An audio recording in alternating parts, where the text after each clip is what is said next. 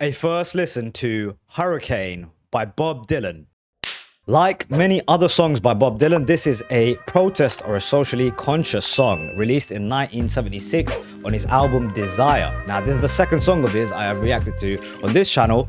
I've been excited to hear his writing and his music ever since seeing his writing in All Along the Watchtower by Jimi Hendrix, and then eventually hearing him on a track on Like a Rolling Stone. I was even more intrigued when I learned about the fact that this is a true story based upon a boxer who was falsely accused of murder, and how the track actually made the story rise to some sort of national attention. And that's one thing I've heard about Dylan.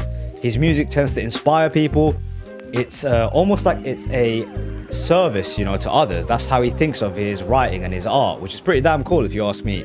Now, if you want to be a part of one of these videos, you can always come join us on the live streams. They take part on Tuesdays and Thursdays. The information is up on the screen. You can request me a song directly, give your 2 cents in the analysis. Other than that, let's get into the music.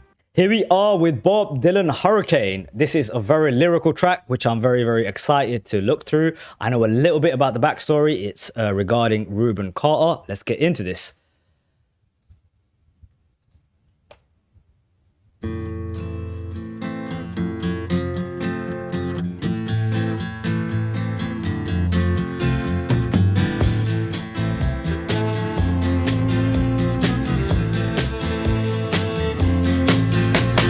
Pistol shots ring out in a barroom night. Enter Betty Valentine from the upper hall. She sees a bartender in a pool of blood. Cries out, my God, they've killed them all. Here comes the story of the hurricane. The man the authorities came to blame for something that he never done. Put in a prison cell, but one time he could have been the champion of the world. Okay, I'm gonna pause it really quickly. So, as I have had a little bit of context to this track, this is about Rubin Hurricane Carter, who was falsely accused, and people are saying that this track actually brought the case to a sort of national audience. What a great service that Bob Dylan did with this track, man. A track, I think art is of service to the people. That's when it's at its best. But this is as direct as you can get in terms of a service. And I guess this is the story, right? Someone killed a bartender and blamed it on Rubin Hurricane. That's terrible, man. Let's keep this going. Awesome sound to this track. Sounds super different. I can already hear that this is a later version of Dylan. His voice sounds very different.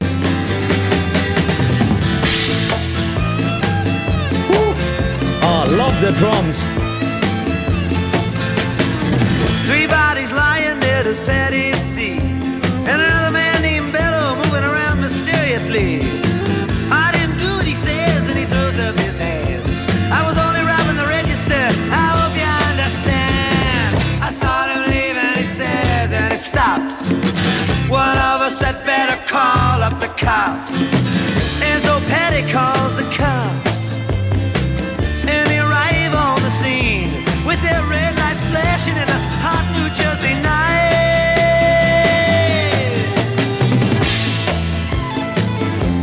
Wow. Meanwhile, far away in another part of town, Rubin Carter and a couple of friends are driving around. Number 1 contender for the middleweight crown.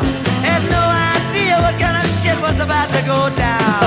When a cop pulled him over to the side of the road, just like the time before and the time before that. In Patterson, that's just the way things go.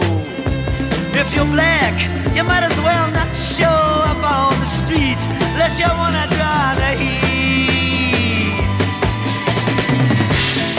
Okay, now this is what I expect when I hear folk music, right? Folk music a lot of the time is telling a story, but as we know, Dylan went electric and he kind of twisted folk music on its head. This is the evolution of folk music, right? It's gone to a completely different place, because you've got these like bongo drums going on, which are certainly not what you expect with folk music. But the essence of it is still storytelling, and it's a anti-racist song at its core, right? So while Hurricane Carter and his friends are driving around town, 3 bodies have been sort of put on the streets. three bodies lying there does Patty see? So Patty is part of this bar, right? Another man named Bello moving around mysteriously. I didn't do it, he says, and he throws up his hands. Okay, so Bello must be the person who actually did the thing, right? And I was robbing the register. I hope you understand. Oh, interesting. So this guy was actually robbing the store and they still based it on or put it on Reuben Carter. I saw them leaving, he says, and he stops. I mean, you're talking about the 60s, the 50s, or the 40s is probably where the case took place, right? I mean, it was really, really tough going for a lot of black folks in the US, man. This is like pre-civil rights stuff. Denzel played him in the movie. Okay, maybe I got to check out the movie. Okay, cool. Let's keep this track going.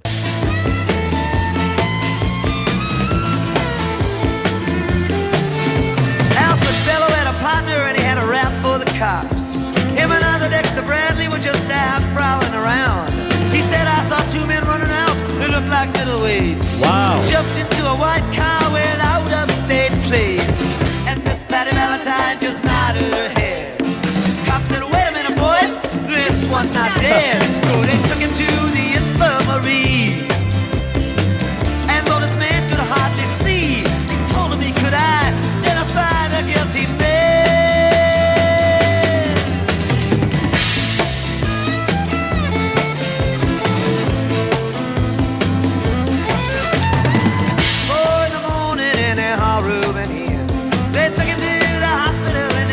Upstairs. The wounded man looks up to his one dying eye. Say, why'd you bring him in here, boy? He ain't the guy. Here's the story of the hurricane. The man the authorities came to blame for something that he never done. Put in a prison cell, but one time he could have been the champ.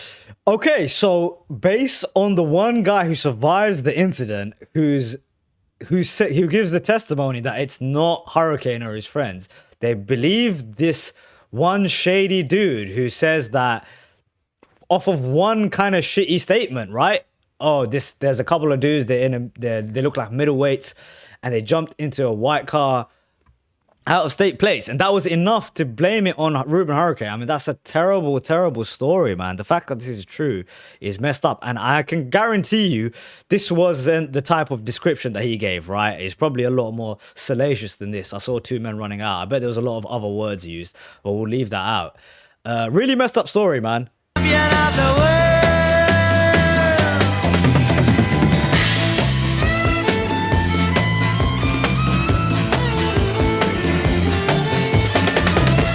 Later, the ghettos are inflamed. Reuben's in South America, fighting for his name. While Arthur Dexter Bradley's still in the robbery game. And the cops are putting the screws to him, looking for somebody to blame. Remember that murder that you happened in a bar? Remember you said you saw the getaway car? Think you'd like to play ball with the law? Think it might have been that fighter that you saw running that night. Don't forget that you are white.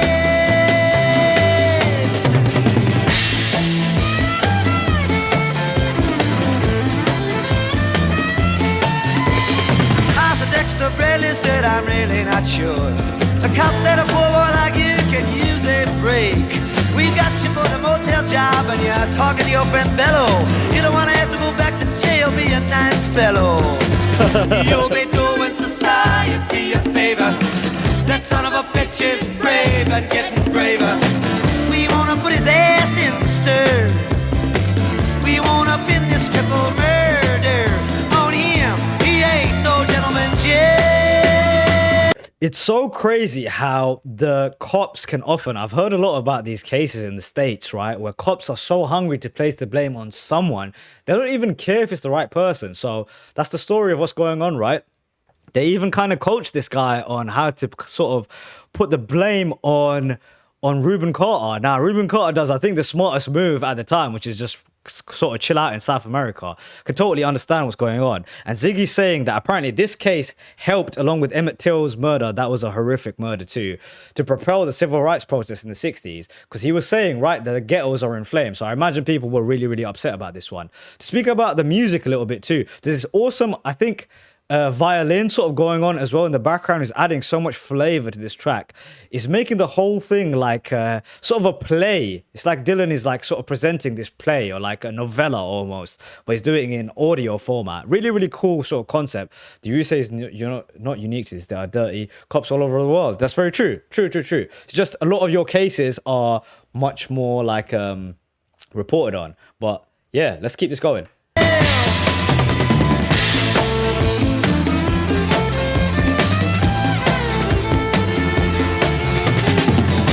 Take a man out with just one punch, but he never did like to talk about it all that much.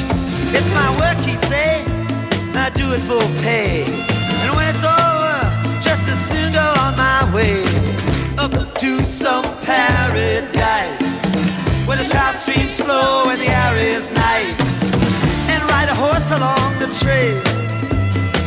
But then they took him to the jailhouse where they tried to turn a man into a mouse.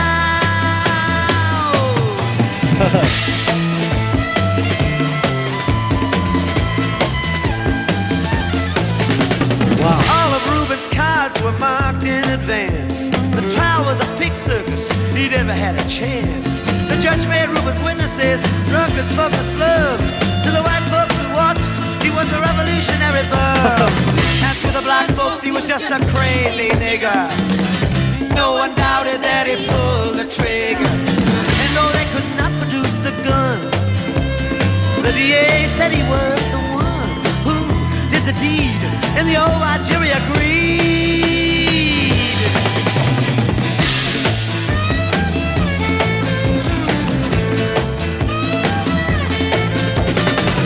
Reuben Carter was falsely tried. The crime was murder one. Guess who testified? Bello and Bradley, and they both all they lied. The newspapers, they all went along for the ride. How can the life of such a man be in the palm of some fool's hand? To see him obviously framed couldn't help but make me feel ashamed to live in a land where justice is a game.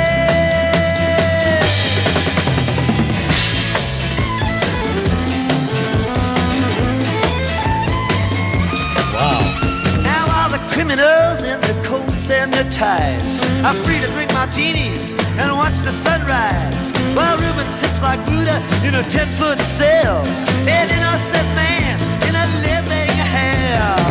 Yes, that's the story of the hurricane, but it won't be over till they clear his name and give him back the time he's done. Put in a prison cell, but one time he could have been the champion of the world.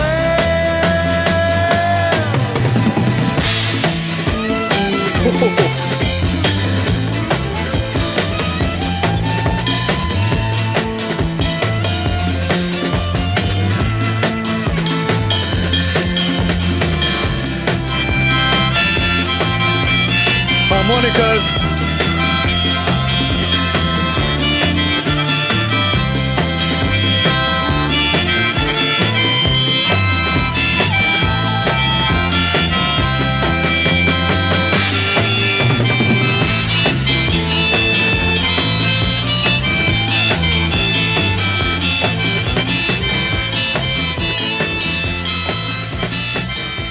Wow, what awesome song in so many different ways.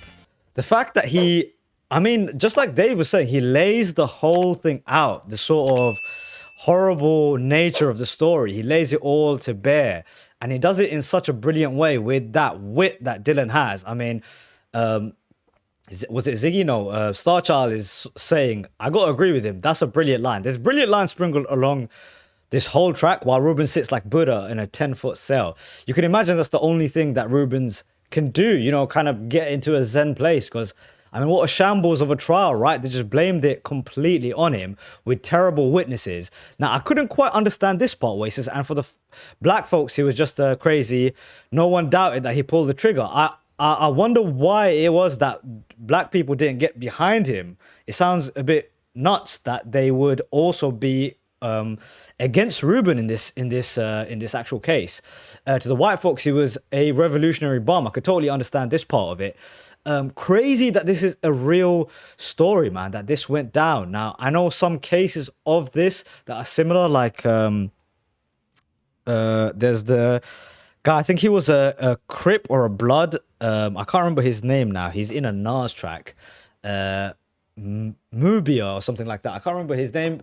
Another black guy who was falsely accused. I mean, you have the Emmett Till story. He was falsely accused of whistling at a white woman and got, you know, horrifically beat. It was a crazy time, I guess. They wanted to distance themselves from the heat. Oh, okay, I see. It's probably you do Neil Young song after Dylan. Bob was Neil's biggest idol. Okay, interesting. Awesome track, man. I mean, sprinkled throughout this whole thing lyrically was some brilliant lines. You know, he's got that Dylan wit to it. And I mean, just talking about musically, what Dylan did to this thing.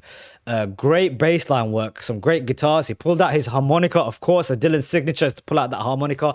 But I think in terms of musically, the star of the show, apart from the lyrics and what Dylan did lyrically, is that violin. That violin section was absolutely awesome. He gave the track so much flavor to it. It made it so different. I've certainly not heard a track like this. Certainly a folk song. It's got all these crazy parts to it. This sort of bongo drum part of it. That's machine gun like feels. Yeah, brilliant track, man. We just went on a trip. It's like we just listened to a play almost, you know. Done in this crazy Dylan style. Dylan's got bars. I've got to agree with whoever said that one.